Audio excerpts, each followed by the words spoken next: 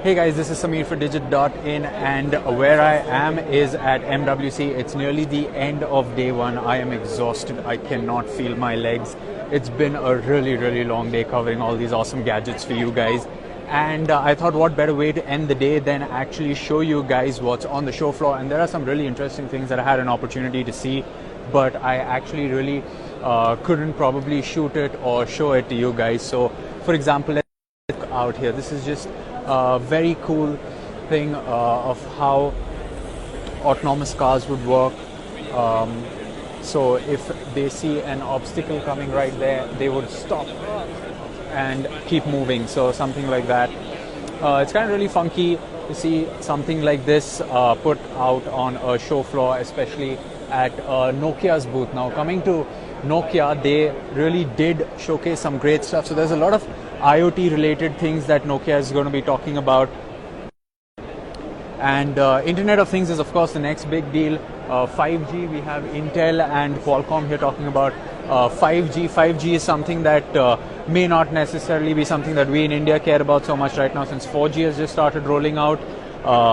But nonetheless, here is a look at a camera from Nokia. It's called the Ozo VR camera, and this camera is priced at a whopping $60,000. And no, it's not for you. It's actually for those looking to create content for virtual reality. As you can see, there is a VR demo that happens right here. You get to see a bunch of things that are shot and dedicatedly created for VR. So there is a standoff which is very Pirates of the Caribbean style that you can watch. It's a couple of pirates fighting it out. There's an orchestra playing. You have so Kalyan's asking, is it going to release an Android mobile? So no, Nokia hasn't really spoken about their mobile platform here at MWC. What they are talking about is virtual reality, Internet of Things, and 5G. There's actually a very cool demo of 5G out here which talks about lag and latency.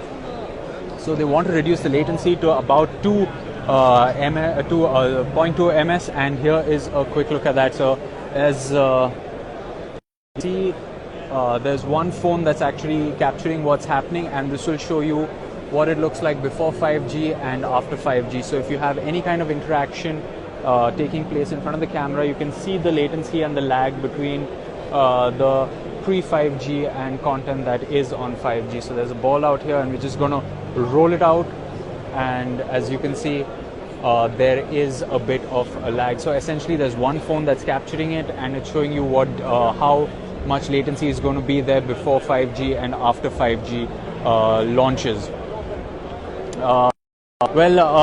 Monish, like I said before, Nokia really isn't talking about their future phones right here at MWC. They're talking about 5G networks, they're talking about virtual reality, they're talking about the Internet of Things. So we all hope Nokia comes back into the business of phones. I mean, they were one of the best creators when it came to the phones. But what I am talking about right here is just to show at MWC. So here you go. Here is a look at the Intel booth. Intel is also talking about Internet of Things and 5G technology, and it's all really very exciting things to just walk into a booth and just see the kind of technology that's on display from most of them. And where I am right now is Hall 3. Hall 3 is essentially the biggest hall that has a lot of the consumer related technology. There's Qualcomm and there's the Intel mascot. So let's just quickly go a selfie high with the Intel mascot. Say hello. Hey. So that was of course with Intel's booth. You have Cisco. I really haven't visited Cisco's booth, trying to get you guys a complete coverage of all the phones that were announced from LG. So talking about LG and G5, the G5 was, oh wow, that was a good phone. I mean, we've seen Project Ara from Google about modular smartphones, and Google has kind of taken that at one level. With the G5, you have the bottom panel that's removable, and you can attach a camera module out there, which essentially is just a grip, and you can use the functionalities on the grip to use the camera. And now we just approach some of the popular brands. So here we have ZTE. Now ZTE is something really cool. It's a tablet which has a 500 luminance projector. The projector is on a tablet, and the tablet has a 2560 by 1448 inch display, and it has a battery life of about 5 to 6 hours, which is very, very cool. I mean, imagine just carrying a tablet to your holiday home or to a resort where you're going to spend a couple of days and just projecting your favorite movie onto the wall. The speakers were pretty loud. I mean, considering the amount of noise that's here at MWC, I could still hear the content that these guys were showcasing, and it was really I'm just going to quickly show you guys that. And as you can see, here is the projected display,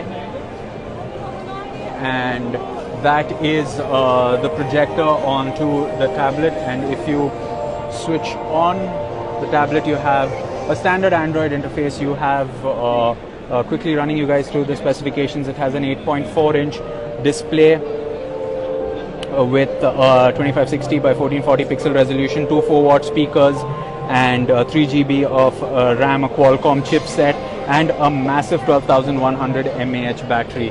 And it can project a screen of up to 80 inches. Okay, so Suman is saying still waiting for the 24th Feb launch of the Xiaomi Mi 5. Yes, well, everybody's launch of the Xiaomi Mi 5. I mean, it's going to be a big launch for the company, but that's not all that MWC is about. I mean, there are so many things that I just spoke about, from Nokia $60,000 camera to a projector built into a tablet, which actually looks really good. I mean, I got to see a little bit of a demo which wasn't on the demo zone, and it was a very attractive proposition. Now, getting into the more immersive experience of VR, you have to really wait in line to experience this, but I'm still going to show it to you.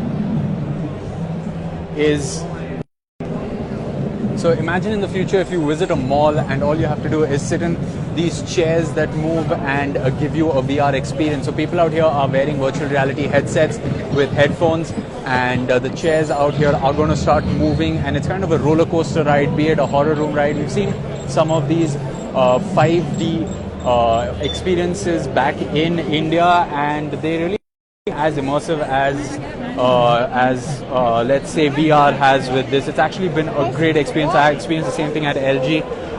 Will you cover Qualcomm, please? Yeah, absolutely. Just tell me what in specific you want me to cover from Qualcomm, and I'll go back to the booth and make sure I get that content out there just for you.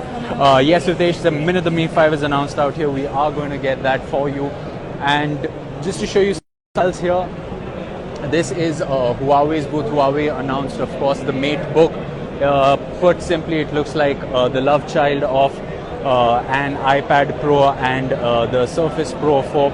It's a pretty good looking device. I got to spend about 10-15 minutes with it, and I really enjoyed the experience with it. The downside is, of course, that the tablet stand, which of course has the keyboard that doubles up as a stand as well, has only 2 angles at which you can rest it. Now, this was one of the biggest disadvantages of the iPad Pro, is the lack of the ability to rest it in a particular angle. That's where the Surface Pro 4 really succeeds, but nonetheless, it's a great initiative from Huawei. It's running on the Core M processors. It was a pretty gorgeous device. We have our first impressions of the tablet on digit.in as well. You guys can go and check that out. What about Microsoft? Sure, so the Microsoft booth is one of the booths that I'm going to visit tomorrow. It's nearly the end of day one, and there's only so much that I could have done, but if there's something specific that you want to see from the Microsoft booth, you can definitely let me know, and I will definitely go there and check it out. There is one product that I'm looking forward to in particular, which is an HTC phone that's running on the Snapdragon 820. I think it has 4 GB of RAM, a 5.9 inch display, and it's running on Windows.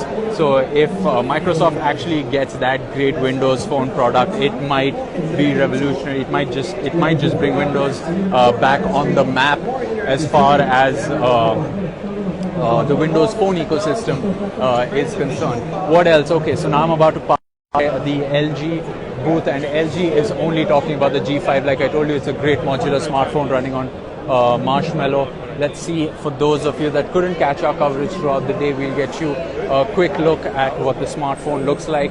It's a very interesting smartphone, again, state-of-the-art, top-of-the-line specifications. And as I was mentioning earlier, what you have here is the camera mount that you can actually attach separately. There's a button, and the only disadvantage is that when you open this, the smartphone shuts down because the battery comes out, and you need to replace the battery from the standard hook to the camera outlet. You also have the virtual reality experience over there, which I got to experience earlier. We have a video up of the same thing on our YouTube channel. You can definitely go check that out. And essentially this entire arena is dedicated to the LG G5. Let's see if we can show you the removable battery of it. So yeah, there you go. That's what it looks like when you remove the battery of the LG G5 and have the Cam Plus accessory. Now, we were expecting Sony to announce something really different of flagship smartphones, but Sony just announced two phones, the X and the XA, and they're pretty interesting looking phones as to what they offer with a bezel-less design when it comes to the display. Yes, the Galaxy S7 Tarosh, the Galaxy S7 is here as well. We did spend some time with it. Our coverage of the S7 will be online as well. Again, another great phone, but if there's one phone that launched at MWC that can give the S7 a run for its money, it has to be the LG G5. It's a brilliant phone with its modular capabilities. It's not that the Galaxy S7 is bad by any means. It's a brilliant phone. It has a if it isn't broken, why fix it philosophy when it comes to the design. So if you look at it with the Galaxy S6 right next to it or the S6 Edge, you may not be able to tell the difference. But then again, it is waterproof. You have expandable storage, which you didn't earlier. The camera is down. The S6 had the 16 megapixel camera. The S7 has a 12 megapixel camera, but Samsung claims that it is going to have a better resolution, the larger pixels, so more light will come into the camera, which will essentially give you better low light photography. If that's what their claim is, then we would really love to put that to the test. Like I was saying, we are here now close to the Sony booth. Sony announced the Xperia X and the XA, but that isn't the highlight. There were a bunch of other very cool things that Sony showed off. For example, Xperia Ear. Now, this is essentially a Bluetooth headset. That's a charger come carrying case for it, and it's essentially something that you can keep in.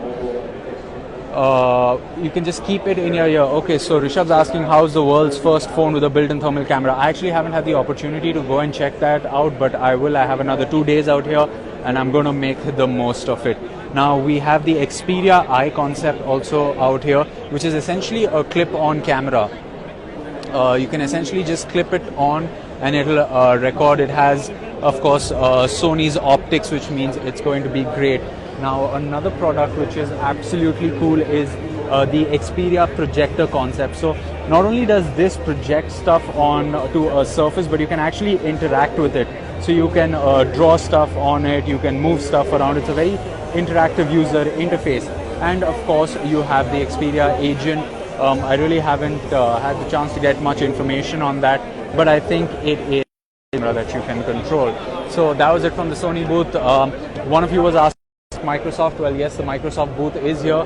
There isn't anything exceptionally new apart from the HP phone that I spoke about. Oh, they have an active HP phone out here. So I'm just going to give you a quick glimpse of that before we get you our in-depth look of the phone tomorrow. And there it is. That's the HP Elite X3. Like I told you, it has pretty state-of-the-art hardware. It has the Snapdragon 820 SoC, about 4 gigs of RAM, and we will come back a look at that tomorrow. Apart from that, we have the Surface Pro 4, we have the Surface Book as well out here. Both fantastic gadgets, both launched by Microsoft earlier. Actually, they were launched last year, but only the Surface Pro 4 is available in India. The Surface Book still needs to find its way there if Microsoft ever plans to announce it. And yes, with Lenovo, we saw the Vibe K5 and the Vibe K5 Plus. Both of them are essentially 5-inch smartphones, with the difference being in the SoC and the display. One of them has a 5-inch 720p display, whereas the other one has a 5-inch 1080p display. And so yes, I guess that's about it. I have spent quite a bit of time navigating myself. This is just what certain navigation helps looks like. I'm extremely exhausted. It's been a really long day. I have walked so much that I can't even feel my legs right now. And okay, so Qualcomm Snapdragon X16 LTE, that's what Dipesh is asking. Okay, so Dipesh, I am going to go to the Qualcomm booth and figure that out for you guys either today or tomorrow, as and when I get a chance to do so. Kalyan is asking, do Microsoft release the VR for its Xbox One? in this MWC 2016? Well, Kalyan, Microsoft isn't actually going the virtual reality way. They are going the augmented reality way with the Microsoft HoloLens. And I was fortunate enough to experience the HoloLens back at E3 last year, and it was a very good experience. Augmented reality is something that is very different from virtual reality. I've tried a bunch of virtual reality headsets. I've tried a few out here as well. And with the improvements that are happening, virtual reality is improving. It's getting a lot better. Yeah, augmented reality is going to be a different ballgame altogether. Although I'm not sure how Microsoft plans to integrate the HoloLens with the Xbox One experience. The Xbox One is, it's going to be trying, because the HoloLens isn't going to be connected to something. It's going to have limited battery life. It's going to be completely hands-free. So, yeah. Smira is asking about Samsung, and the Sony Xperia Z6 is being asked by Tarosh. So Tarosh, there is no Xperia Z6 out here. Sony just announced 2 smartphones, the Xperia X and the Xperia XA. You can log on to digit.in and check out our entire coverage of that smartphone. As far as Samsung is concerned, they just have the Galaxy S7 and the S7 Edge. Both great flagship products. I'm just quickly going to turn camera around to give you a look at the show floor. So that's Lenovo's booth, where we got to check out the K5 and the K5 Plus. And this is essentially Hall 3, and this is where I leave for today. Where is HTC's 820S will release an update for Lollipop. So unfortunately I do not have that information, Samuel, I do not have that information, but you can always log on to digit.in or write to us at editor@digit.in, and we will definitely do our best to get back to you on that. So that was essentially Mobile World Congress Day 1. You have Nokia devices there.